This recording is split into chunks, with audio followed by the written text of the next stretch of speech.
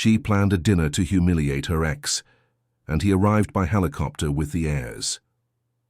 Jennifer Anderson adjusted her golden dress for the 5th time that afternoon, her hands shaking not from nervousness, but from a carefully cultivated anger nurtured over 3 long years. The dinner was impeccable, every detail planned for this moment, every guest hand-picked to witness her victory. It was then that she heard the sound of blades cutting through the aspen sky. The helicopter descended onto the lawn of the property she had rented specifically for this evening, and Jennifer felt a smile of satisfaction begin to form. He always had to make a grand entrance, always needed to show off his money. But the smile died on her lips when she saw who was getting off the helicopter with Michael Bennett. 2 children, a girl in an elegant white coat and a boy in a dark suit, both holding his hand with an intimacy that made Jennifer's stomach turn. "Mother," shouted one of the guests, Amanda, who was standing next to Jennifer. "Are you seeing this?" Jennifer couldn't answer. Her eyes were fixed on the children, on the way they walked beside Michael, on the natural way he bent down to adjust the girl's coat before approaching the dinner area. This was not part of the plan. None of this was part of the plan. The dinner was supposed to be simple. Michael would arrive, see that she was radiant, successful, surrounded by important people. He would see that she didn't need him, that she had moved on. And then, at the right moment, Jennifer would reveal that she was about to close a multi-million-dollar deal with his company's biggest competitor. The perfect revenge, professional, elegant. But children, he had children. "Good evening, Jennifer." Michael's voice reached her before Jennifer even processed that he was already there, standing just a few feet away. The girl and the boy positioned themselves on either side of him, looking at Jennifer with curiosity. "Michael," Jennifer managed to say, forcing a smile she hoped looked natural. "You didn't mention you'd be bringing company." "Dad, she's pretty," whispered the girl, but loud enough for Jennifer to hear. "Dad." The word echoed in Jennifer's mind like thunder. She almost let the champagne flute slip from her hands. Michael had children. When did that happen? How did that happen? 3 years ago, when he ended everything between them, he had said clearly that he didn't want a family, that he wasn't ready for that commitment. Those words still burned in Jennifer's memory like a hot iron.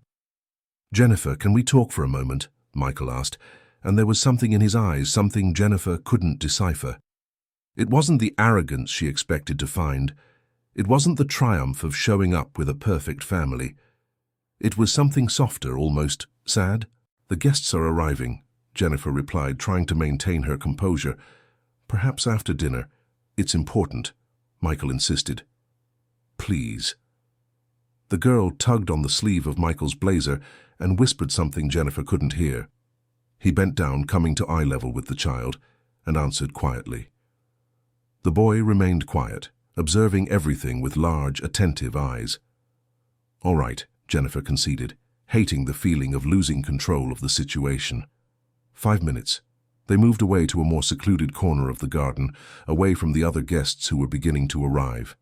The children stayed near a fountain, under the watchful eye of one of the security guards Jennifer had hired for the event. "Who are they?" Jennifer attacked before Michael could begin. "Emily and Ethan," Michael answered, looking at the children with an affection Jennifer had never seen in him.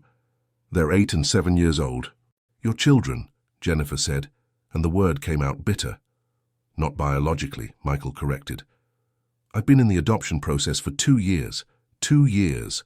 Jennifer did the math quickly. 1 year after they had broken up, Michael was already in the process of adopting 2 children. The man who said he didn't want a family, who wasn't ready for commitments, was adopting children. "Are you kidding me?" Jennifer felt the anger returning, stronger now. "You broke up with me saying you didn't want children, that you weren't prepared to be a father, and now you show up with 2 kids. I know how this looks." Michael ran his hand through his hair, a gesture Jennifer recognized as a sign of nervousness. "But it wasn't planned. I met them through a social project at the company and—" "And what?" Jennifer cut him off.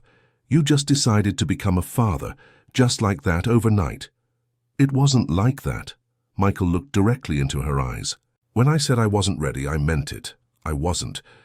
But meeting Emily and Ethan, seeing their situation, changed something in me. How convenient. Jennifer crossed her arms. And the fiancé? Is she okay with this? Michael's expression changed. He averted his gaze, and Jennifer knew she had hit a sore spot. It's complicated, he said. I bet it is. Jennifer laughed humorlessly. How long have you been engaged? 6 months. And does she know about the children? Michael's silence was answer enough. She doesn't know, Jennifer concluded, feeling a strange satisfaction with that information. You're engaged and your fiancé doesn't know you're adopting 2 children. Heather wouldn't understand, Michael finally admitted. She comes from a very traditional family, has different expectations about how to start a family. So you're hiding 2 children from the woman you're going to marry? Jennifer shook her head. You've changed a lot, Michael, but apparently not in the ways that matter. I'm not hiding, Michael defended himself. I'm waiting for the right time to tell her. And you brought them here today because you're important, Michael said, and the sincerity in his voice disarmed Jennifer for a moment. Because despite everything, I still care what you think. And because Emily asked me who the pretty woman in the golden dress was in the pictures. Jennifer blinked, confused. What pictures? From the business magazines, Michael explained. Emily likes to cut out pictures of women she thinks are pretty and elegant. You've been in several articles lately about your company's growth. She wanted to meet you.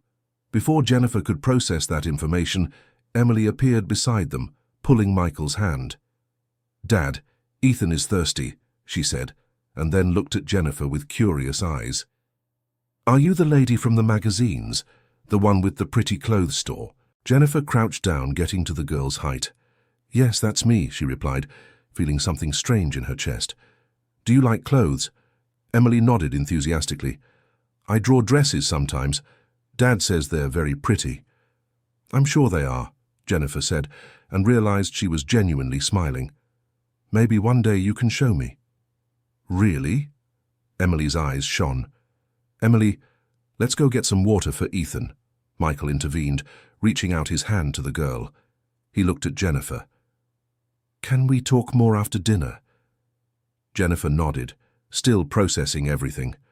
She watched them walk away, Emily skipping beside Michael while talking excitedly about something. Jennifer's plan for revenge seemed ridiculous now, small in the face of that unexpected reality. The guests were all gathered when Jennifer returned to the main dinner area. Amanda, her best friend and business partner, approached immediately. What was that? She whispered. Michael has kids? He's adopting, Jennifer corrected, still trying to believe her own words. And the fiancé doesn't know. Wow, Amanda's eyes widened. That's complicated, Jennifer completed. Very complicated. The dinner began, and Jennifer found herself watching Michael and the children more than she should. They were seated across the long table, and it was impossible not to notice how attentive Michael was, cutting Ethan's food into smaller pieces, wiping Emily's mouth with a napkin, patiently answering the countless questions the children asked. He's a good father, commented Mrs. Elizabeth, one of the older guests and a long-time friend of Jennifer's family. You can see he really cares about those children.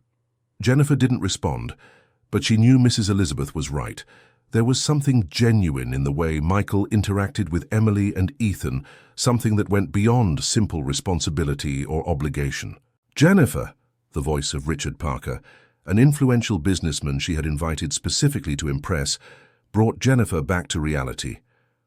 Aren't you going to introduce us to your friend? Dear listener, if you're enjoying the story, please take a moment to like and especially subscribe to the channel. It helps us a lot as we're just starting out, now continuing. It was the cue Jennifer had been waiting for. She stood up, all attention turning to her. Of course, she said, forcing a smile. This is Michael Bennett, my former business partner. It wasn't a complete lie. Years ago, they had worked together on a project before becoming a couple, but everyone there knew there was much more history between them. And these are Emily and Ethan, Jennifer continued, looking at the children, who apparently have very good taste in people. Emily smiled timidly, while Ethan hid a little behind Michael. A pleasure, Richard said. but his gaze was penetrating, analytical. "Bennett, aren't you the CEO of the Bennett Development Group?" "I am," Michael confirmed. "Interesting," Richard continued. "I heard you're having some problems with the shopping center project on the Upper East Side." Jennifer saw Michael tense up. That was a sensitive point, she knew. The project had faced several obstacles in recent months. "Nothing that can't be resolved," Michael replied diplomatically. Of course," Richard smiled, but there was something predatory in that smile. "It's just that coincidentally Jennifer's company is in negotiations to take over a very similar project in the same area. Isn't that right, Jennifer?" All eyes turned to her.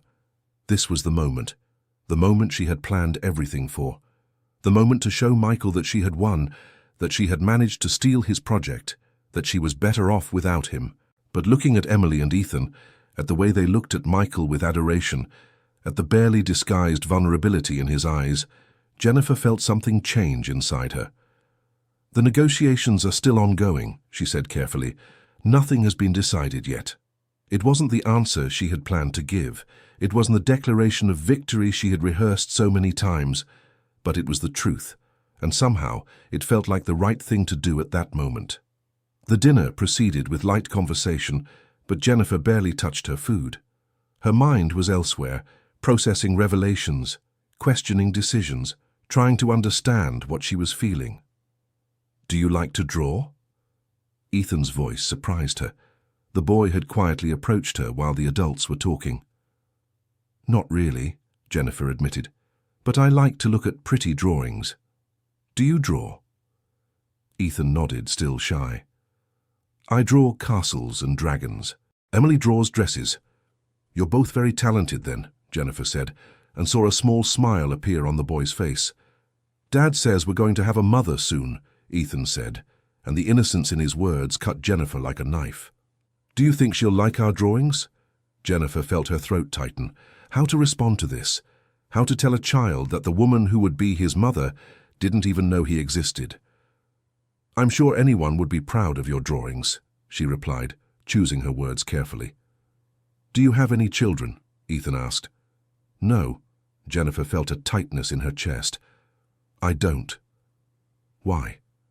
The simplicity of the question almost knocked her over. Why? Because the man she loved said he didn't want a family. Because she spent years building a business empire to prove her worth.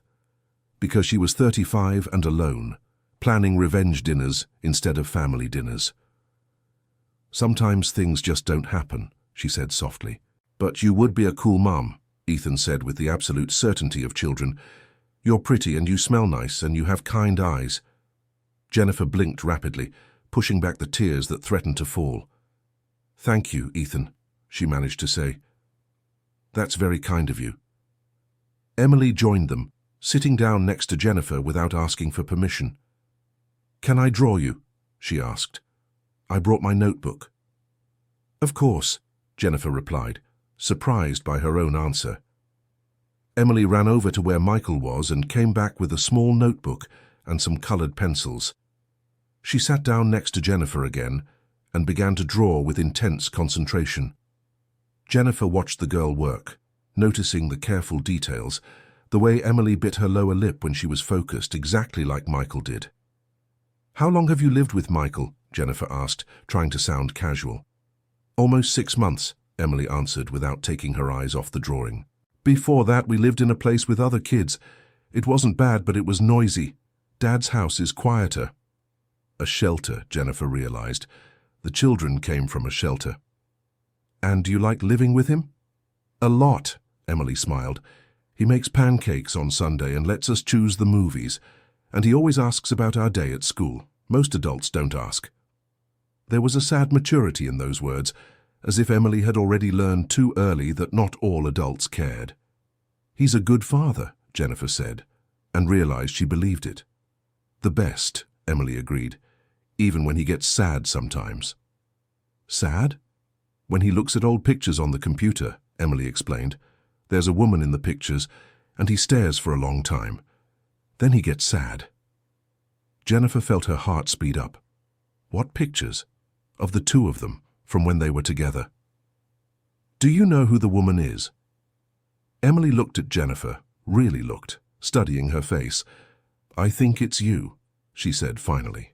"The dress is different, but the face is the same. And he looks at you the same way he looks at the pictures." Before Jennifer could respond, a waiter approached with dessert. They were small chocolate parfaits, beautifully decorated. Ethan perked up immediately, but when the waiter placed the plate in front of him, the boy hesitated. "Does it have peanuts?" he asked, his voice small. The waiter looked confused. "It has crushed nuts on top, but not peanuts." "What kind of nuts?" Michael appeared out of nowhere, his voice tense. "Brazil nut and cashew," the waiter replied, nervous from Michael's intensity. "Ethan is allergic to nuts," Michael said, already taking the plate and moving it away from the child. "Any kind of nut." "I'm so sorry, sir," the waiter paled. "I didn't know, no one informed me." "It was my fault," Jennifer said quickly, standing up. "I should have asked about allergies. Ethan, are you okay?" The boy nodded, but Jennifer could see he was frightened. "Has this happened before?" she asked Michael in a low voice. "Once," Michael replied, and there was fear in his eyes. "It was serious. He needed hospitalization." "I'll arrange for another dessert," Jennifer said immediately, "without any kind of nuts or peanuts, and I will check all the ingredients personally." She didn't wait for a reply. She marched to the kitchen, feeling a strange responsibility for that near accident.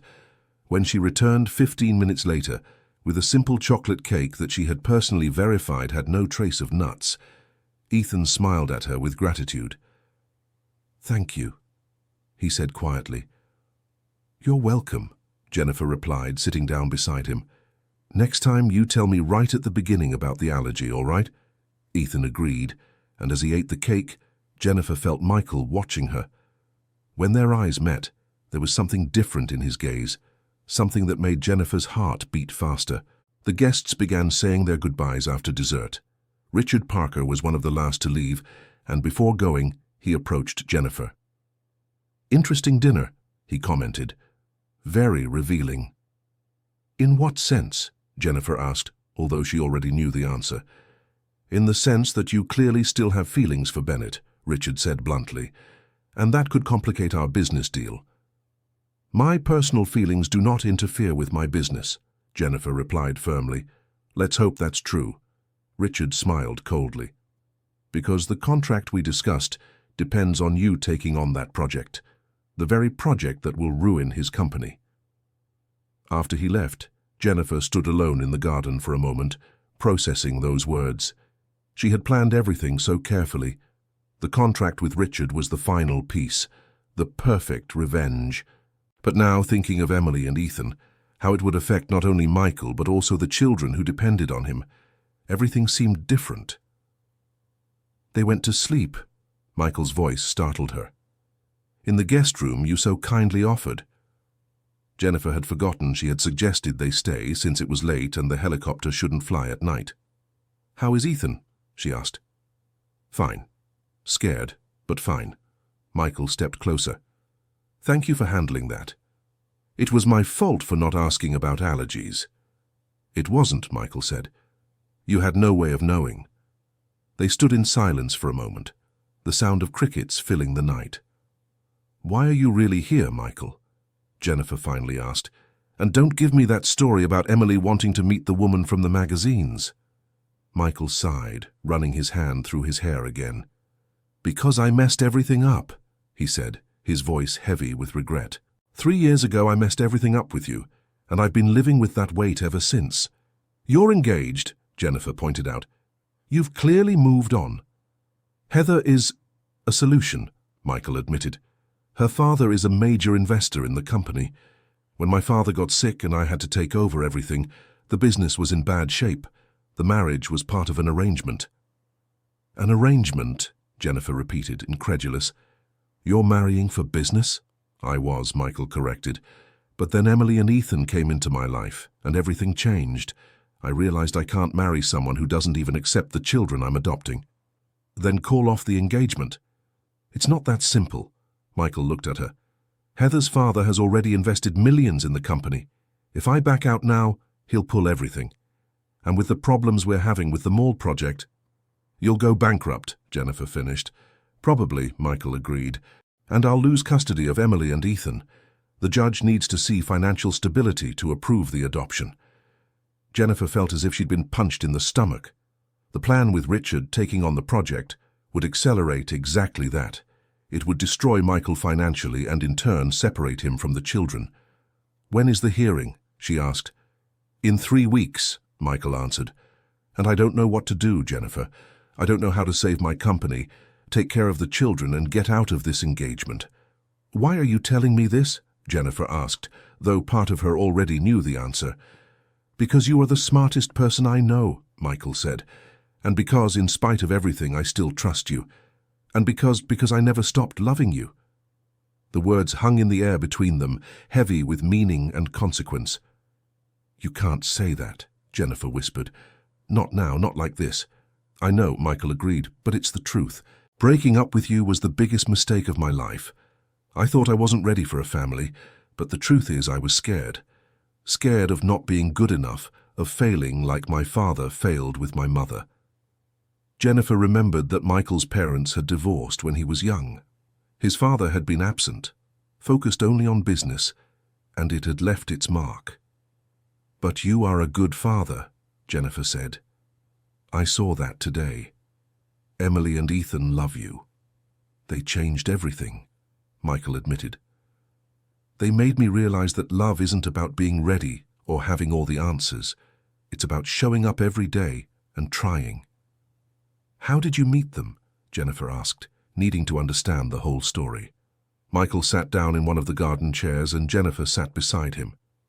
It was during a company social project, he began. We were donating equipment to the shelter where they lived. Emily showed me her drawings and Ethan asked me if I knew how to make paper airplanes, and I just connected with them. I started visiting them regularly, then taking them on outings. The shelter director suggested adoption, and it felt right. And Heather? I met Heather later, Michael said. The engagement was arranged by our fathers 6 months ago. She doesn't know about the children because I knew if I told her, she would call off the engagement, and I needed her father's investment. So you're trapped, Jennifer concluded. Michael looked at her. But seeing you today, seeing how you were with Emily and Ethan, how you cared when Ethan almost ate that dessert, made me realize I can't go on like this. I can't marry Heather. I can't build a life based on lies. And the money, the company? I'll find a way, Michael said, though he didn't sound very convinced. I always do. Jennifer fell silent, her mind working quickly. The contract with Richard was still open. She could let Michael drown, watch his company fail, have her complete revenge, or... I need to think, she said finally, about all of this. I understand, Michael stood up. Jennifer, I didn't come here expecting you to forgive me or to change anything. I just wanted you to know the truth. Why now? Jennifer asked. Why not 3 years ago, or 2, or 1? Because I was a coward, Michael admitted, and because it took me all this time to understand what really matters. He started to walk away, but Jennifer called him. Michael. She waited until he turned around. Those pictures that Emily mentioned of a woman. Is it me? Michael didn't answer with words. He just nodded, and the look in his eyes told Jennifer everything she needed to know. That night, Jennifer could barely sleep. She lay staring at the ceiling, her mind a whirlwind of thoughts and emotions. 3 years of anger, of hurt, of planning revenge, and now everything seemed to be falling apart. She thought of Emily and her drawings, of Ethan and his sweet shyness, of Michael and the obvious love he had for those children. She thought of Heather, a woman she had never met, but who was about to marry a man who didn't love her. She thought of herself, of all the years focusing on building a business empire to prove she didn't need anyone. But what did she really want? What really mattered? The questions still echoed in her mind as the sun began to rise. Jennifer got up, put on a robe, and went to the kitchen to make coffee. To her surprise, she found Emily already awake, sitting at the kitchen table with her drawing notebook. Good morning, Jennifer said softly, so as not to startle the girl. Good morning, Emily replied, smiling. I couldn't sleep much. I get too excited when I sleep in new places. I didn't sleep well either, Jennifer admitted, starting to make coffee. Would you like some hot chocolate? Emily's eyes lit up. May I? Of course, Jennifer smiled, looking for cocoa powder in the pantry. Were you drawing? I'm trying to finish my drawing of you from yesterday, Emily showed her the notebook. But it's hard to make the dress shine like the real one. Jennifer moved closer to see the drawing. It was surprisingly good for an 8-year-old. Emily had captured not only the dress, but also the expression on Jennifer's face, that moment of surprise when she saw Michael and the children getting off the helicopter. It's beautiful, Jennifer said sincerely. You have a lot of talent. Dad says that one day I'll design real clothes, Emily said proudly. He says I can be anything I want. He's right. Jennifer placed the mug of hot chocolate in front of the girl. You can be anything. Emily took a sip and then looked at Jennifer with that seriousness children sometimes have. Do you like my dad? She asked. Jennifer almost dropped her own coffee mug. Why do you ask? Because he likes you, Emily said simply, and I thought if you liked him too, maybe you could be our mother instead of that other lady. What other lady? Jennifer asked, though she knew. The one we're going to meet soon, Emily made a face. Dad doesn't talk about her much, but I heard him talking to Grandma on the phone. She seems boring. Jennifer couldn't help a small smile. You shouldn't judge someone you don't know, Emily. But I know you, Emily argued, and you're nice. You cared when Ethan almost ate that dessert. You let me draw you. You made hot chocolate for me. And you look at Dad the same way he looks at you. How's that? With sad and happy eyes at the same time, Emily explained, like when you like someone but you're scared. The girl's perception was startling. Emily, Jennifer sat down beside her. Things between adults are complicated. Your father and I have history, but that doesn't mean we can just get back together, Emily completed. Why not? In the movies it always works. Because real life isn't a movie, Jennifer said gently. There are many other things involved. Like business? Emily asked. I heard Dad saying that you could help with the business, but that it would be selfish of him to ask. Jennifer went still. Michael had said that?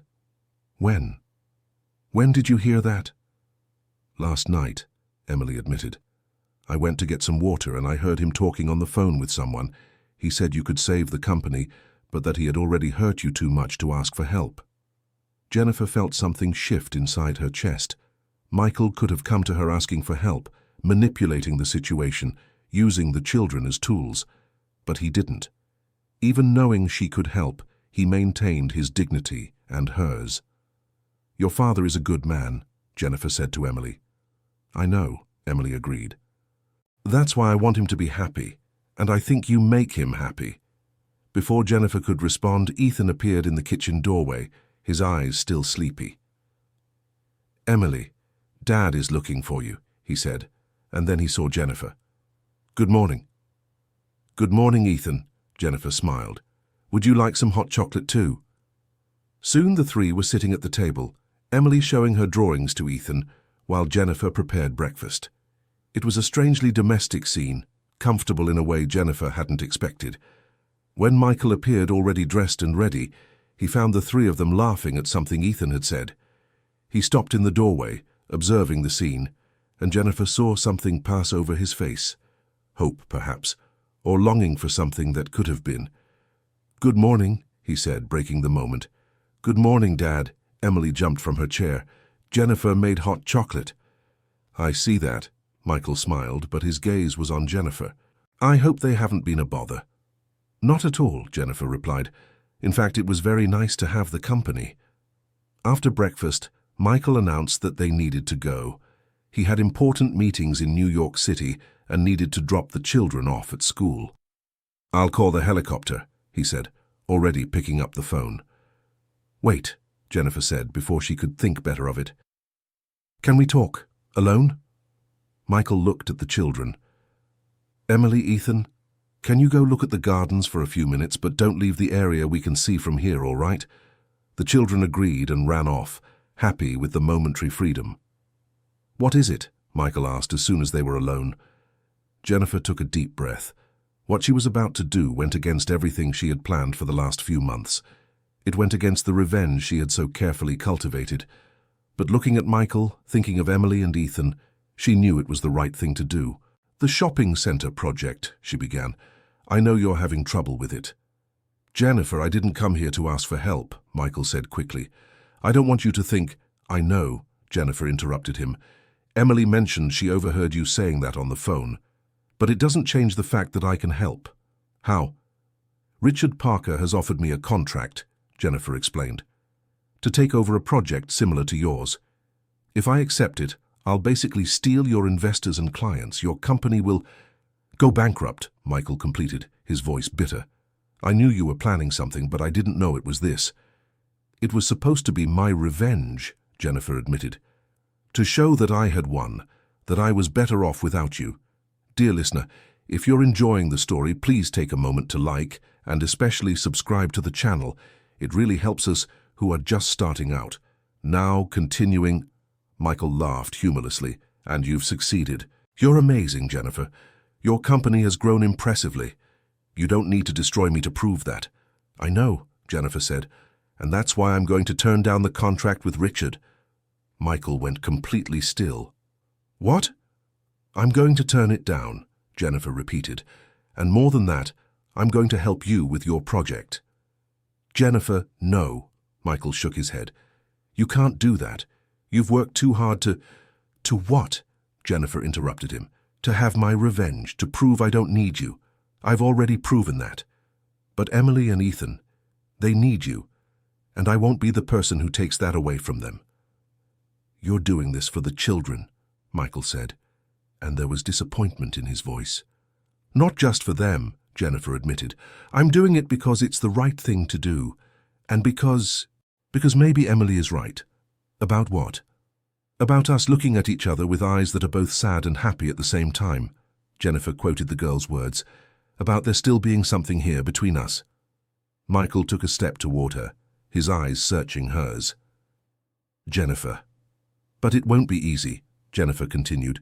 "You have an engagement to break off, an adoption to finalize, a company to save, and I have 3 years of hurt to process." "I understand," Michael said, "and I don't expect you to just forget everything that happened. But if you're willing to give me a chance, to give us a chance—" "I don't know if I am," Jennifer was honest. "But I am willing to find out, slowly, with no pressure, no promises we can't keep." "That's more than I deserve," Michael said softly. "Probably," Jennifer agreed, a small smile touching her lips. "But Emily and Ethan deserve a father who is happy and financially stable. So let's start there." "How?" "I'll talk to Richard." Jennifer was already planning. "I'll refuse the contract and suggest he invest in your project instead. He's a businessman first and foremost. If I show him it's more profitable to work with you than against you, he'll agree." "And if he doesn't?" "Then we use my contacts," Jennifer shrugged. "I have other investors who trust my judgment. If I say your project is worthwhile, they'll believe me."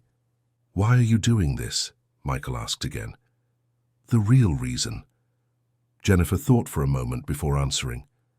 "Because last night, when Ethan asked me why I didn't have any children, I realized I've spent the last 3 years building walls instead of bridges. I built an amazing company, yes, but at what cost? I'm alone, planning revenge instead of family dinners, surrounded by people who respect me but don't really know me." She paused, gathering courage to continue. "And because when I looked at you with Emily and Ethan, I saw the man I fell in love with 3 years ago. Not the man who left me, but the man I knew you could be. And I realized that maybe, just maybe, we deserve a second chance." Michael said nothing. He just stepped closer and hesitantly touched Jennifer's face with his hand. She didn't pull away. "I'll get it right this time," he promised. "I'll be honest, present. I'll fight for what matters." "You'll have to," Jennifer said, "because if you mess up again, there won't be a third chance." "You won't need one," Michael assured her. They stayed like that for a moment, so close Jennifer could feel his breath, yet still so far apart because of the wounds that needed to heal. "Should I cancel the helicopter?" Michael asked softly. "Stay a little longer?" Jennifer wanted to say yes. She wanted to ask him to stay, to talk more, to try to rebuild what had been broken. But she knew that wasn't how it worked. "No," she said. "You have meetings, the children have school, and I have a very difficult call to make with Richard." "Difficult?" Michael repeated. "He won't like losing the deal," Jennifer explained, "and he might make things complicated for me." "Then don't do it," Michael said immediately.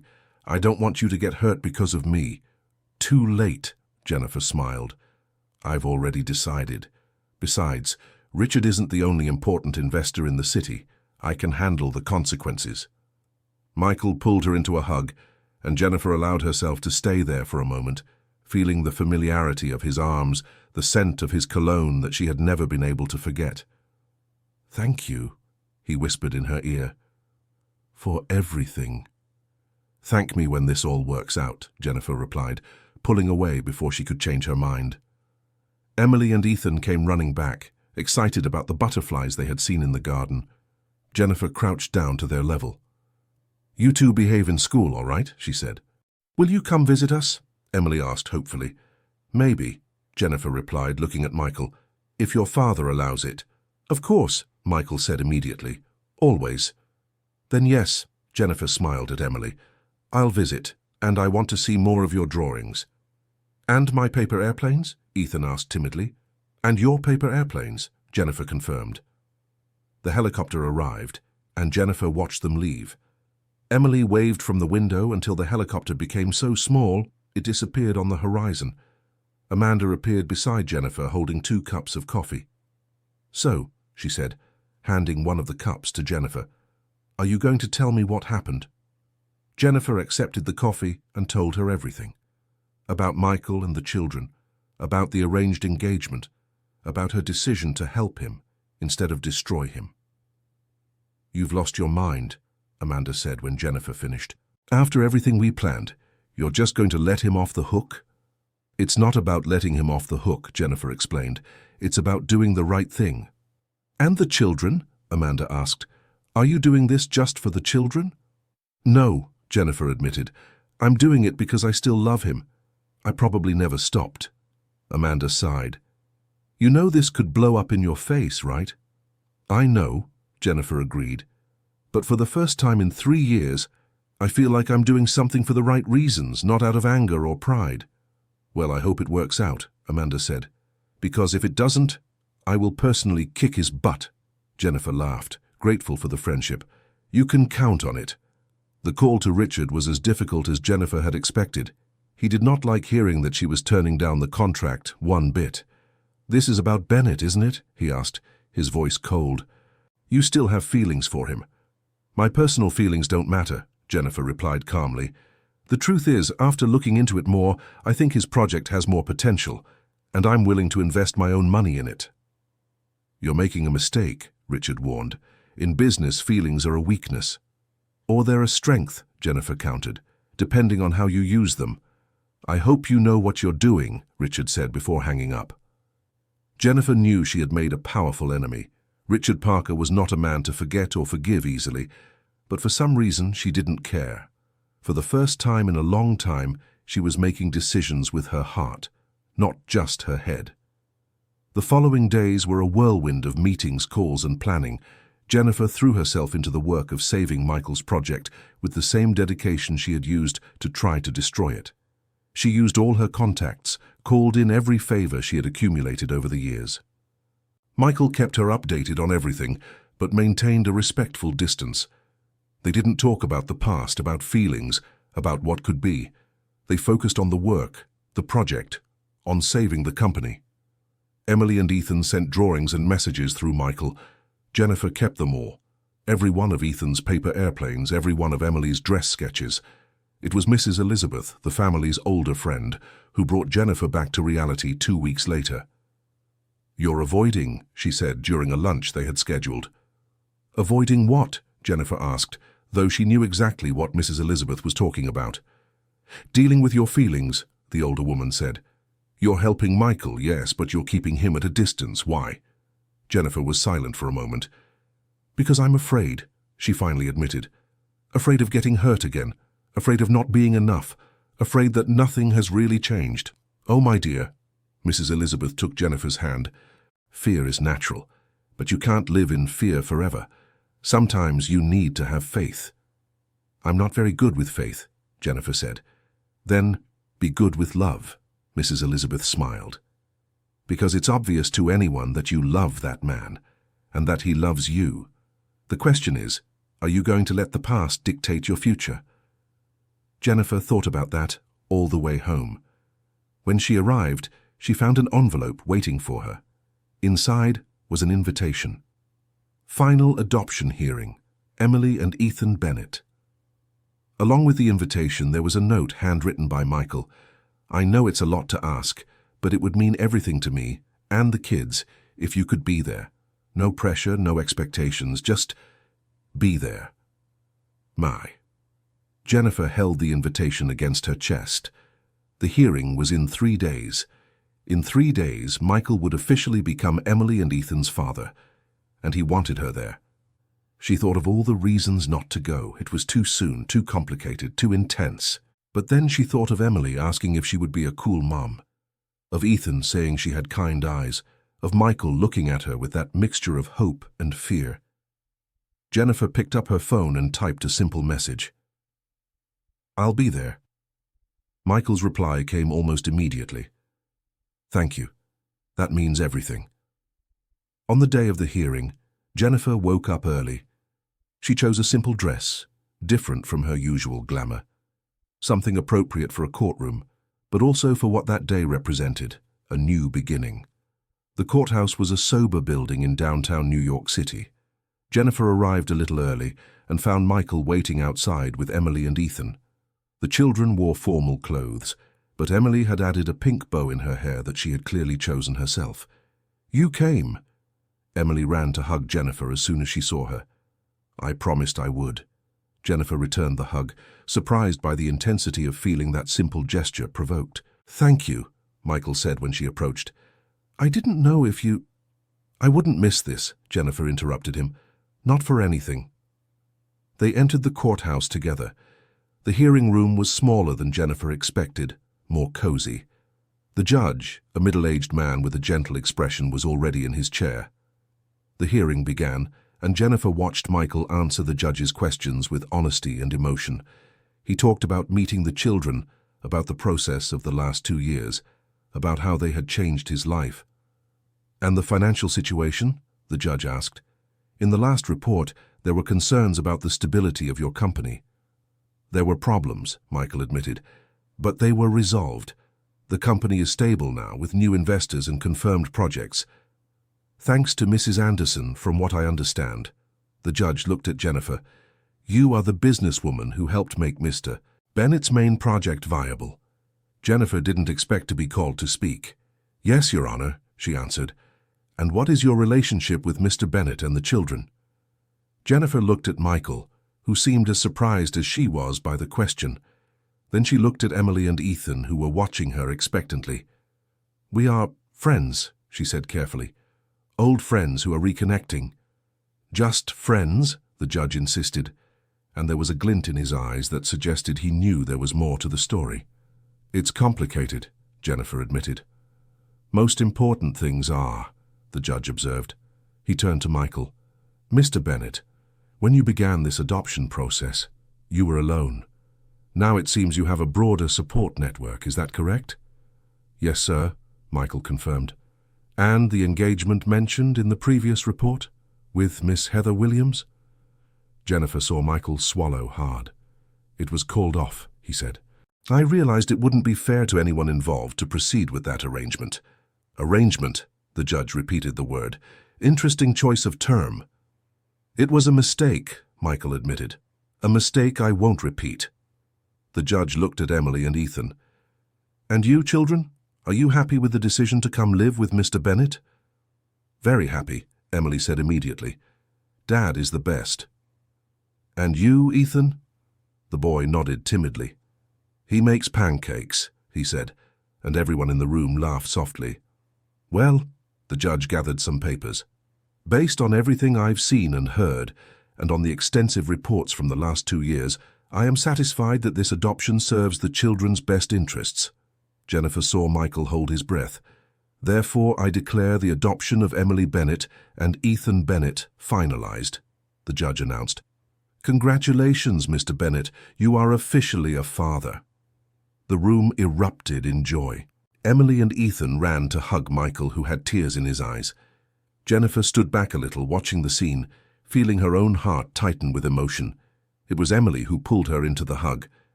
"You too," she said. "You're part of this too." And suddenly Jennifer was in the middle of that group hug, with Emily on one side, Ethan on the other, and Michael right in front of her, his eyes meeting hers over the children's heads. "Thank you," he mouthed silently. Jennifer just nodded, unable to speak with the lump in her throat. After the hearing, they went to celebrate at a nearby diner. Emily ordered a strawberry milkshake, Ethan a chocolate one, and they were so excited they could barely sit still. "Can we call you by your name now?" Emily asked Michael. "Or is it still Dad?" "It's still Dad," Michael smiled. "It will always be Dad." "Good," Ethan said, "because I like saying Dad." Jennifer watched the family with a mix of joy and melancholy. She was happy for them, genuinely happy, but there was also a part of her that wondered where she fit into all of this. "Jennifer." Michael's voice brought her back. He was looking at her with that expression she was beginning to recognize. "Want to take a walk? The kids can stay here with the waiter keeping an eye on them." She agreed, and they went out to the small park next to the diner. It was a beautiful day, the sun filtering through the trees, creating patterns of light and shadow on the ground. "I don't know how to thank you," Michael began, "for everything you've done, for the project, for being here today, for accepting Emily and Ethan." "You don't have to thank me," Jennifer said. "I did it because I wanted to." Still, Michael stopped walking, turning to her. "You saved my company, my family, my life. I don't know how I'll ever repay you." "I don't want repayment," Jennifer said. "But I want honesty." "About what?" "About us." Jennifer took a deep breath. "About what this is between us. Because these last few weeks, working together, helping you, it's getting harder and harder to pretend it's just business." "I never pretended it was just business," Michael said softly. "You know that." "Then what is it?" Jennifer asked. "What do you want from me, Michael?" "Everything," he answered without hesitation. "I want everything you're willing to give me. A second chance, your forgiveness, your love if I'm lucky enough. I want to have breakfast with you and the kids. I want to share the problems of the day. I want to build a life together." "It's very fast," Jennifer said, but her voice trembled. "Or 3 years late," Michael countered. "It depends on how you look at it." "And what if it doesn't work?" Jennifer asked. What if I'm not good enough for Emily and Ethan?" "You already are." Michael took her hand. "You saw how they reacted to you. Emily adores you. Ethan trusts you, and I love you, Jennifer. I never stopped loving you." "That's not enough," Jennifer said, but she didn't let go of his hand. "Love wasn't enough 3 years ago." "No," Michael agreed. "But it wasn't love that failed. It was me. I failed to be honest. I failed to be brave enough to fight for what I wanted. But I've learned. The children taught me what really matters." Dear listener, if you're enjoying the story, please take a moment to like and especially subscribe to the channel. It really helps us who are just starting out, now continuing. "And what matters?" Jennifer asked. "Showing up every day," Michael said. "Doing the hard work of loving someone, even when it's complicated, even when you're scared. Choosing the right person and then choosing them again every day."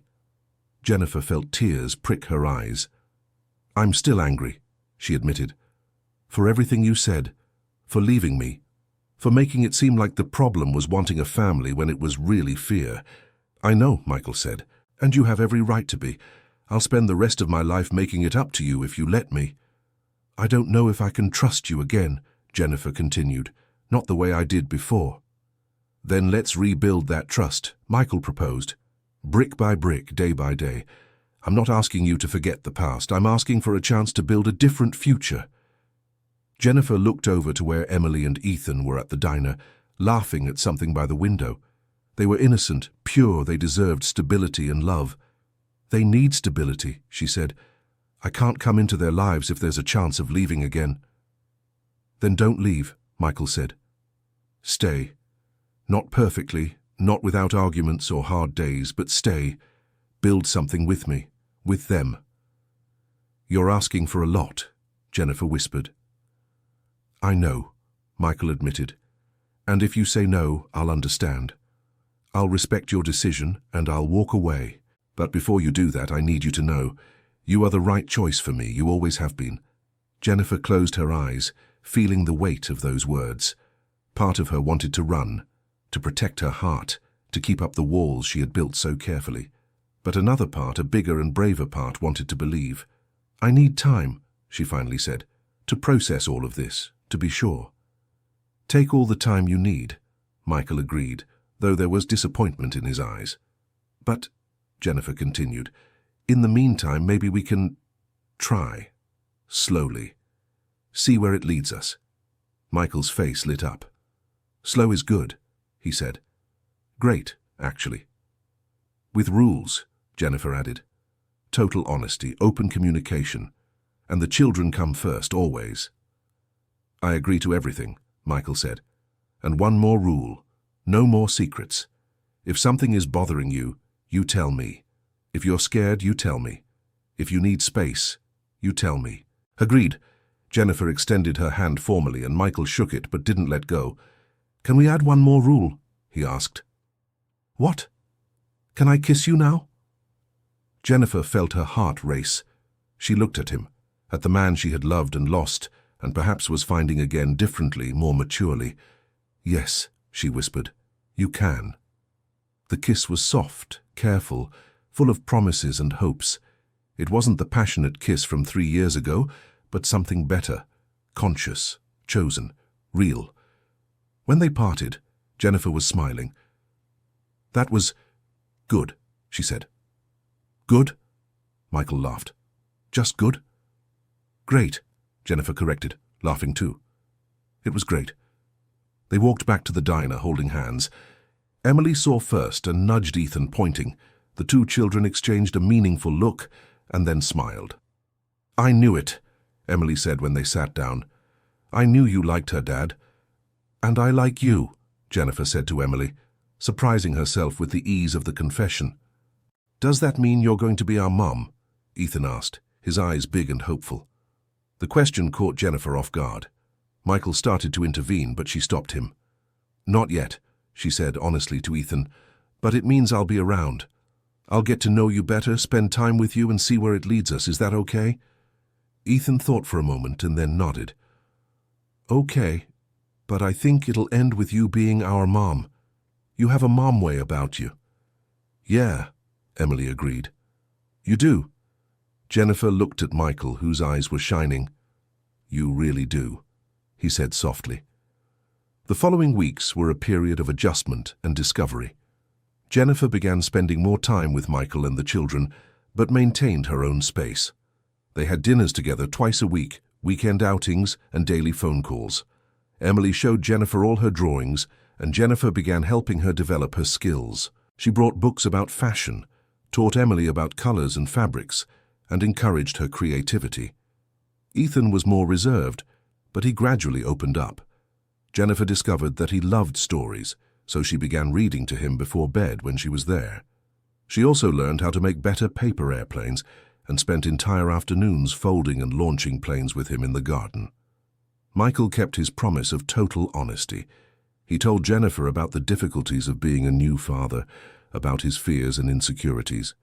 Jennifer in turn opened up about her own wounds, about how there were still moments when she doubted, when the fear of being abandoned again paralyzed her. But they worked through it, together. One day, Mrs. Elizabeth came to visit them. Jennifer had invited her to meet the children, and the older woman was delighted. "You've found your family," she said to Jennifer when they were alone in the kitchen. "It's not quite like that yet," Jennifer protested. "We're just getting to know each other, I know," Mrs. Elizabeth laughed. "But anyone can see you're already a family. You're just waiting for someone to say it out loud." "It's not that simple," Jennifer said. "It never is," Mrs. Elizabeth agreed. "But you'll get there, I'm sure of it." It was 2 weeks later that things started to get complicated. Jennifer received a call from one of her biggest clients cancelling a contract, then another, and another. "What's happening?" Amanda asked as they reviewed the alarming numbers. Jennifer had a suspicion, and it was confirmed when Richard Parker showed up at her office unannounced. "Have you come to collect your revenge?" she asked, not standing up to greet him. "Revenge is a strong word," Richard said, sitting down uninvited. "I prefer to call it consequences." "You are sabotaging my company," Jennifer said calmly. "I am simply reminding our mutual contacts about certain choices you made." Richard smiled coldly. "Choices that demonstrate a lack of professional judgment." "Choosing not to destroy someone demonstrates a lack of judgment?" Jennifer questioned. "In business, yes," Richard replied, "especially when feelings are involved." "What do you want, Richard?" "I want you to sell your company to me," he said directly. "For a fair price, of course. You've built something impressive. It would be a shame to see it crumble." "And if I refuse?" "Then more clients will cancel," Richard said. "More investors will pull out, until there's nothing left." Jennifer felt anger boiling inside her, but she kept her composure. "I need to think." "You have 1 week," Richard stood up. "After that, the offer is off the table and the cancellations continue until your company is just a memory." After he left, Jennifer put her head in her hands. She had built that company from scratch, had put her blood, sweat, and tears into it. It was her proof that she didn't need anyone, that she was capable and strong, and now she could lose everything. She didn't tell Michael immediately. She didn't want to worry him. She didn't want him to feel guilty. But keeping secrets, she realized, went against the rules they had established. So that evening, during dinner at his house, Jennifer told him everything. Michael was furious. "This is my fault," he said. "If you hadn't helped me, this was my choice." Jennifer interrupted him. "And I don't regret it." "But your company—" "I'll find a way," Jennifer said, with more confidence than she truly felt. "Let me help," Michael asked. "I can talk to Richard, I can—" "No," Jennifer was firm. "This is my battle, I'll handle it." But while the children slept and they sat together on the sofa, Jennifer let Michael hold her as she processed everything. It wasn't weakness, she realized. It was strength, having someone to share the weight. "You will get through this," Michael said with certainty. "You are the strongest, smartest person I know." "And what if I don't?" Jennifer asked. "What if I lose everything?" "Then you rebuild," Michael said. "And this time, you won't be alone." Those words stayed with Jennifer in the following days as she worked tirelessly to save her company. She called every contact, called in every favor, fought for every client.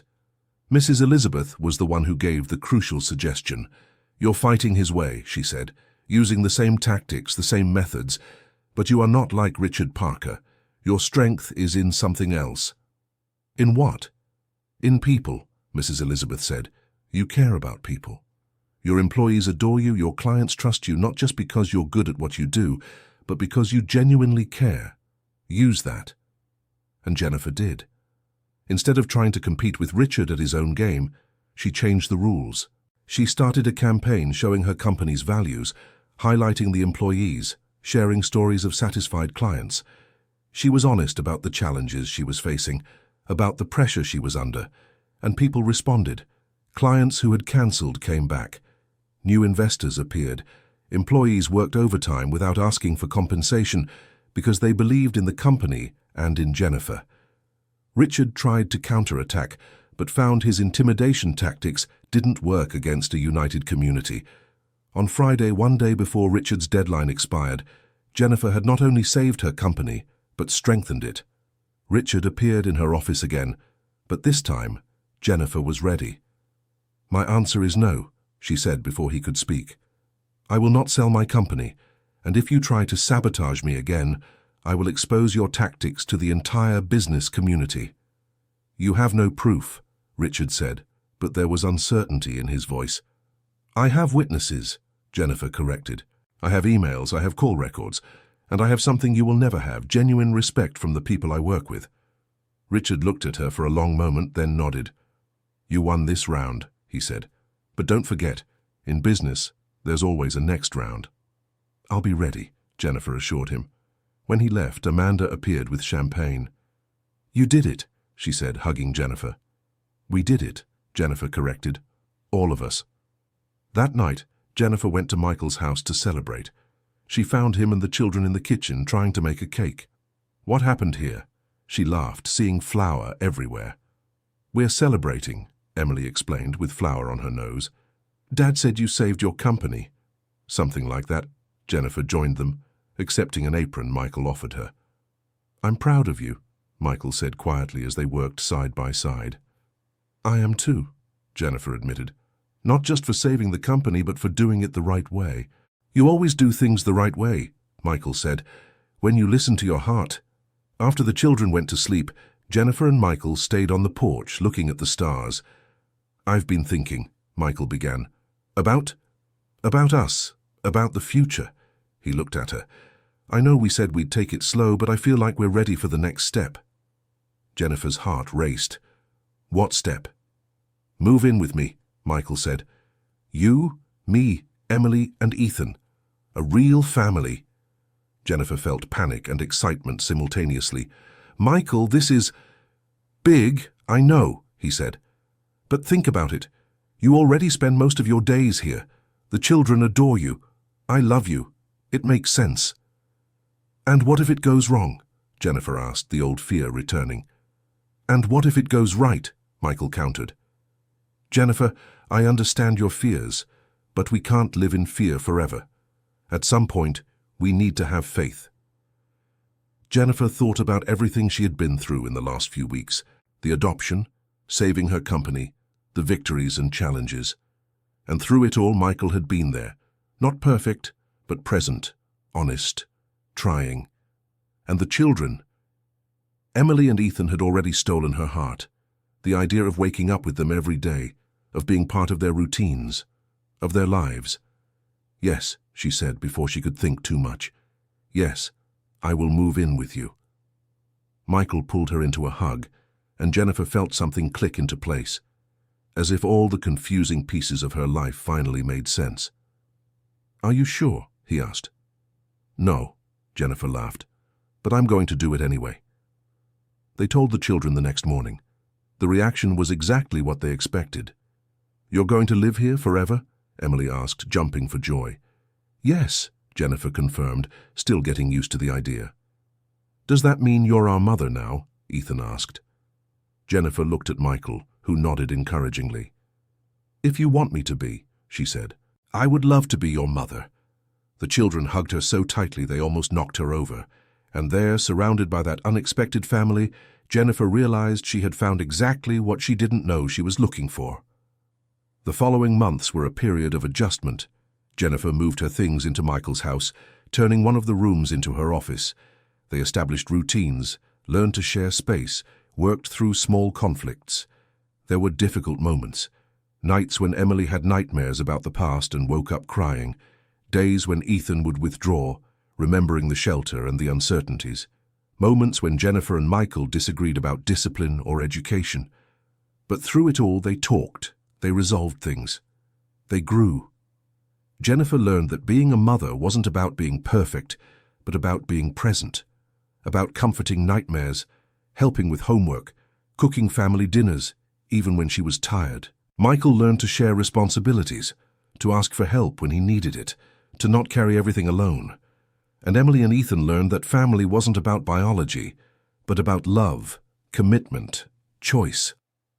It was 6 months after the move that Jennifer realized she hadn't thought about revenge or the past for weeks. She was too busy living in the present, planning the future. "Are you happy?" Mrs. Elizabeth asked during a visit. Jennifer thought for a moment. She looked to where Michael was teaching Ethan how to play soccer in the yard, to where Emily was drawing in her notebook, to the house that was now hers, to the family she had built. "Yes," she replied, and it was completely true. "I am happy." "Then the revenge dinner was worth it," Mrs. Elizabeth smiled. Jennifer laughed. It was, but not for the reasons I had planned. The best things in life rarely happen as we plan, Mrs. Elizabeth observed. But they happen as they should. That night, as Jennifer was putting Emily and Ethan to bed, Emily asked an unexpected question. "Do you still think about the past? About when you were sad about Dad?" "Sometimes," Jennifer admitted, sitting on the bed next to her. "But not with anger. More like a memory of the path that brought me here to you." "Do you regret having that dinner?" Emily asked. "Dad told me about it." "No," Jennifer said honestly, "because if I hadn't, I might never have met you. And that would have been the biggest loss of my life. Even if everything had worked out, the revenge and everything. Especially then," Jennifer kissed Emily's forehead, "because revenge doesn't bring happiness. Love does. Family does." "I love you," Emily said, hugging Jennifer. "I love you too," Jennifer replied, feeling her heart overflow. "More than you know." In Ethan's room, Michael was telling a story. Jennifer stood in the doorway watching, memorizing that moment. Ethan was almost asleep, but fighting it to hear the end. "And then," Michael was saying, "the prince and the princess realized that the real treasure wasn't the gold or the jewels, but the family they had built together." "Like us?" Ethan murmured, his eyes closing. "Exactly like us," Michael confirmed, pulling the blanket up to Ethan's chin. Jennifer joined Michael, and together they tiptoed out of the room. "You're good at that," she said when they were in the hallway. "Good at what?" "At being a father, at making the children feel loved and safe." "I learned from the best." Michael pulled her closer. "You're amazing with them, Jennifer." "I'm trying," she admitted. "Every day I'm trying." "And succeeding." Michael kissed her hair. "More than succeeding." They went back to their room, and Jennifer felt grateful for that shared space, for that shared life. "Do you remember the dinner?" she asked as they got ready for bed. "Like it was yesterday," Michael replied. "I was so nervous. I knew you were planning something, but I had no idea what." "And you brought the children," Jennifer smiled. "That wasn't in my script." "Best decision I ever made," Michael said. "Because I knew if there was any chance of you forgiving me, of us having a future, it would be because of them. Because Emily and Ethan showed who I really was, not who I was afraid to be." "They showed me who I really was too," Jennifer admitted. "A woman who wanted family, love, connection. I had just buried those desires under layers of anger and ambition. And now? Now I'm living the life I didn't know I wanted." Jennifer nestled into Michael's arms. "And it's better than any revenge could have been." 1 year after the fateful dinner, Jennifer organized another dinner. But this one was very different. It was a celebration, a gathering of friends and family to commemorate something special. "Are you nervous?" Amanda asked while helping Jennifer get ready. "A little," Jennifer admitted, adjusting her dress. It was gold again, a small tribute to the first dinner, but the meaning was completely different. "It's normal," Amanda smiled. "It's a big step." Jennifer looked out the window, seeing Michael and the children setting up the tables in the garden, the same garden where it had all begun, where her revenge plan had turned into something much better. Emily was wearing a dress she had designed herself with Jennifer's help. Ethan was flying a paper airplane, trying to make it land on the table. Michael was coordinating everything, but he kept stopping to adjust Emily's dress or correct the angle of Ethan's airplane. It was a family scene, simple and perfect. "I'm ready," Jennifer said. The dinner was beautiful. All the important friends were there. Amanda, Mrs. Elizabeth, work colleagues, even some of the children's teachers. The only notable absence was Richard Parker, who had decided to keep his distance after the last sabotage attempt. When everyone was gathered, Michael asked for silence. "It was exactly 1 year ago," he began, "that Jennifer organized a dinner in this very garden. She had very specific plans for that evening, plans that did not include forgiveness or second chances." Some nervous laughter echoed through the group. "But things didn't go as planned," Michael continued, looking at Jennifer. "And thanks to that, we had the chance to rebuild something we thought we had lost, to create a family where there was only hurt." He took Emily's hand with one of his and Ethan's with the other. "These two incredible children taught me what it means to love without fear," he said, "and this extraordinary woman taught me that it's never too late to do the right thing." Michael turned completely to Jennifer now. "Jennifer, you turned our house into a home. You turned a frightened man into a confident father. You turned two lost children into a happy family, and you turned my life into something I never dreamed was possible." He knelt, and Jennifer felt tears begin to fall. "So I want to make it official," Michael said, taking a box from his pocket. "Jennifer Anderson, will you marry me? Build a life together, officially, legally, forever." The crowd held its breath. Emily and Ethan were jumping with excitement, but tried to contain themselves. Jennifer looked at Michael, at the man who had broken her heart and then helped heal it, at the children who had become her reason for waking up smiling, at the friends who had supported her every step of the way. "Yes," she said, her voice clear and certain, 1,000 times yes. The garden erupted in applause and cheers of joy. Michael stood up and kissed her, while Emily and Ethan hugged them. It was chaotic, loud, perfect. When the celebration calmed down a bit, Mrs. Elizabeth approached Jennifer. "I told you it would work out," she said, her eyes shining. "You knew before I did," Jennifer laughed through her tears. "When you get to my age, you learn to recognize true love," Mrs. Elizabeth patted Jennifer's hand, "even when it's disguised as revenge." The party continued late into the night. There was dancing, laughter, stories shared. Emily proudly showed everyone her latest drawings. Ethan demonstrated his skills with paper airplanes, starting an impromptu competition. And in the midst of it all, Jennifer and Michael stole moments for themselves, meaningful looks, intertwined hands, whispers of future plans. "When do you want to have the wedding?" Michael asked during one of these stolen moments. "I don't know," Jennifer admitted, "but it doesn't have to be anything big. Just us, the kids, the people who matter." "Like this dinner," Michael observed. "Exactly like this dinner," Jennifer agreed, "but with vows and rings. And a better cake than the one we tried to make," Michael laughed, remembering the kitchen disaster months ago. "Definitely a better cake," Jennifer agreed, laughing too. Emily and Ethan approached, interrupting the moment. "Can we help plan the wedding?" Emily asked. "I want to design the dresses." "And I want to make the paper airplanes to decorate," Ethan added. "Of course," Jennifer bent down to their level. "You'll help with everything. After all, it's our family's wedding." "Our family," Emily repeated, smiling. "I like that." "Me too," Ethan agreed. Jennifer looked at Michael over the children's heads, and they shared a moment of pure understanding.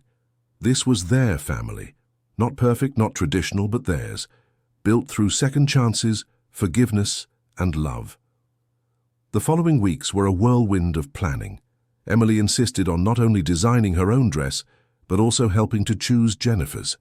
Ethan was put in charge of the paper decorations, but it was during a late-night conversation with Michael that Jennifer made an important decision. "I want to adopt," she said suddenly. Michael was confused. "Adopt?" "Emily and Ethan," Jennifer explained. "I want to adopt them officially. I want my name on their documents. I want them to be legally my children as much as they are yours." Michael was silent for a moment, processing. "Are you sure?" he finally asked. "It's a big commitment." "I'm already committed," Jennifer said. "In my heart, I'm already their mother. I just want it to be official." "They're going to be so happy," Michael said, his voice emotional. "And you?" Jennifer asked. "Are you happy?"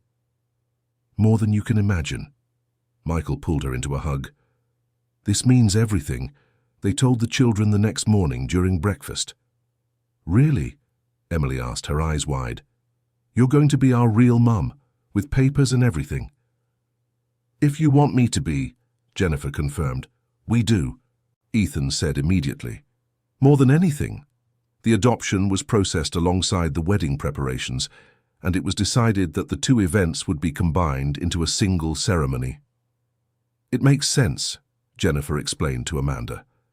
"It's not just Michael and I getting married. It's all of us becoming an official family." The day of the ceremony arrived on a sunny spring morning. It was in the same garden in Aspen, now decorated with flowers and, yes, paper airplanes carefully folded by Ethan. Jennifer wore the dress that Emily had helped choose, elegant but simple, gold like that first dinner. Emily wore the dress she had designed herself, white with pink details. Ethan was in a little suit with a tie he insisted on choosing himself. The ceremony was intimate, just family and close friends. Mrs. Elizabeth was in the front row, smiling with satisfaction. Amanda was by Jennifer's side as the maid of honor. First came the marriage vows. Michael and Jennifer stood facing each other, hands clasped. "Jennifer," Michael began, his voice clear but emotional, "3 years ago I made the biggest mistake of my life when I let you go. But fate gave us a second chance, and this time I promise I will never waste it. I promise to love you every day in the easy times and the hard times. I promise to be honest, present, and your partner in everything. And I promise to cherish what we've built together above all else." Tears streamed down Jennifer's face, but she was smiling. "Michael," she began, "when I planned that dinner a year ago, I wanted revenge. But you gave me something much better. A family, a home, a love that is stronger for having been tested. I promise to love you despite our imperfections, to celebrate our victories together, and to face our challenges hand in hand. I promise to be the partner you deserve and the mother our children need." They exchanged rings, and the officiant declared them husband and wife. The kiss was met with applause and shouts of joy. But the ceremony didn't end there. The judge who had presided over Emily and Ethan's original adoption was present to finalize Jennifer's adoption. "This is a special occasion," the judge began. "Not just a wedding, but the formalization of a family that we can all see has existed in love and commitment for a long time." Emily and Ethan were called forward. They stood between Michael and Jennifer, each holding one of their hands. "Emily and Ethan," the judge continued, "do you understand what this adoption means?" "Yes," Emily replied. "It means that Jennifer is going to be our mother forever." "And that we're a real family," Ethan added. "And do you want this?" the judge asked gently. "More than anything," both children said in unison. The judge turned to Jennifer. "Jennifer Anderson Bennett, do you understand the responsibility and the privilege of becoming the legal mother of these children?" "I do," Jennifer said, her voice firm despite the tears. "And I accept it with all my heart." "Then, by the power vested in me," the judge announced, "I declare the adoption of Emily Bennett and Ethan Bennett by Jennifer Anderson Bennett finalized. Congratulations, you are officially a mother." Jennifer knelt down and hugged the children, all of them crying and laughing at the same time. Michael joined the embrace, and for a long moment they stayed like that, a united and complete family. When they separated, Emily had something to say. "I did something," she announced, a little shyly. "Can I show you?" "Of course," Jennifer said. Emily ran to where her backpack was and returned with a notebook. She opened it to a specific page and showed it to Jennifer and Michael. It was a drawing of the family. But it wasn't just a simple drawing. Emily had captured a specific moment, the dinner from a year ago. In the drawing there was Jennifer in her gold dress looking surprised, Michael with Emily and Ethan getting off the helicopter, and in the corner, written in careful letters, "The day we became a family." "Emily," Jennifer whispered, touched. "It's beautiful." "I wanted to draw it because that was the most important day," Emily explained. "It was when everything began." "It really was," Michael agreed, putting his arm around Jennifer's shoulders. The reception was joyful and relaxed. There was food, music, and dancing. Mrs. Elizabeth told embarrassing stories about Jennifer as a child. Amanda made an emotional toast about friendship and second chances. Emily and Ethan stole the show with a dance performance they had secretly rehearsed. It wasn't perfect, but it was sincere and adorable, and everyone gave them a standing ovation. When night fell and the garden lights came on, Jennifer found herself watching everything with a sense of fullness she had never felt before. "Happy?" Michael asked, appearing beside her. "Incredibly," Jennifer replied. "You?" "More than I have words to express." Michael pulled her into a slow dance. As they danced, Jennifer thought about the whole journey, the revenge plan that had turned into love, the anger that had become forgiveness, the emptiness that had been filled with family. "What are you thinking about?" Michael asked, sensing her pensiveness. "About how funny life is," Jennifer said. "A year ago, I would have given anything to see you suffer, and now I would give anything to see you happy." "And I am," Michael assured her, "happier than I ever thought possible." "Even with all the challenges?" Jennifer asked. "Being a father, running the company, dealing with me." Michael laughed. "Especially with the challenges, because challenges mean we're living, growing, building something real." "When did you get so wise?" "Emily and Ethan," Michael admitted. "Kids have a way of putting everything in perspective." As if they had heard their names, the two children appeared. Ethan sleepy but fighting to stay awake, Emily still excited despite the late hour. "Can we sleep here tonight?" Emily asked. "I don't want this day to end." "Of course," Jennifer said. "Let's get the guest room ready."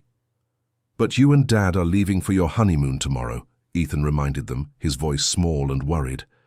Jennifer and Michael had planned a short trip, just a few days, but looking at the expressions on the children's faces, Jennifer had a better idea. "What if," she said, "we cancelled the honeymoon and instead all of us went somewhere? A family trip?" Emily's eyes lit up. "Really? Really?" Jennifer confirmed, looking at Michael. "If Daddy agrees." "I always wanted it to be this way," Michael admitted, "but I thought you wanted time just for us." "We have the rest of our lives for that," Jennifer said. "But this moment, this beginning of our family, I want it to be with all of us together." And so it was. 3 days later, the four of them were on a quiet beach on the coast of New York. No helicopters, no formal dinners, no revenge plans. Just a family enjoying the sun, the sand, and each other's company. Emily collected shells and drew pictures in the sand. Ethan built elaborate castles with Michael's help. Jennifer watched them all, committing every moment to memory. "Mom," Emily called to her. It was still strange and wonderful to hear that word. "Come see what I drew." Jennifer got up and walked over to where Emily was. In the sand, the little girl had drawn the four of them, holding hands, with a big heart around them. "It's us," Emily explained. "Our family." "It's perfect," Jennifer said, hugging the girl. That night, after the children had fallen asleep, Jennifer and Michael sat on the porch of the house they had rented, listening to the waves. "Thank you," Michael said suddenly. "For what?" "For giving me another chance. For loving our children. For turning what could have been revenge into something beautiful." "You don't have to thank me," Jennifer said. "I gained as much as you did, maybe even more." "How so?" "Because you gave me something I didn't know I needed," Jennifer explained. "A family, a purpose beyond business, a love that is bigger than my anger or my pride." "We're lucky," Michael observed. "We are," Jennifer agreed. "Lucky to have been given a second chance. Lucky to have found Emily and Ethan. Lucky to have learned that love is stronger than revenge." They were silent for a moment, comfortable in each other's presence. "Do you think Emily would like having a little brother or sister in the future?" Michael asked casually. Jennifer looked at him, surprised. Are you talking about having a baby?" "Maybe," Michael said. "If you want to. No pressure, of course. But I thought since we're building a family..." Jennifer thought about it. A few years ago, the idea of having children was something distant, impossible. But now, being a mother to Emily and Ethan, feeling the love and joy they brought... "Yes," she said. "I think so. Not now, maybe. Let's get used to all this first. But yes, in the future, I would love to." Michael's smile lit up the night. "I love you," he said. "I love you too," Jennifer replied. "More than I thought was possible." End of story. And now, dear listener, tell us, do you believe in second chances? What would you have done in Jennifer's place when she found out about the children? Leave your opinion in the comments with sincere words. If this story touched your heart, don't forget to leave your like and, most importantly, subscribe to the channel so you don't miss other moving stories like this one. Your company means everything to us.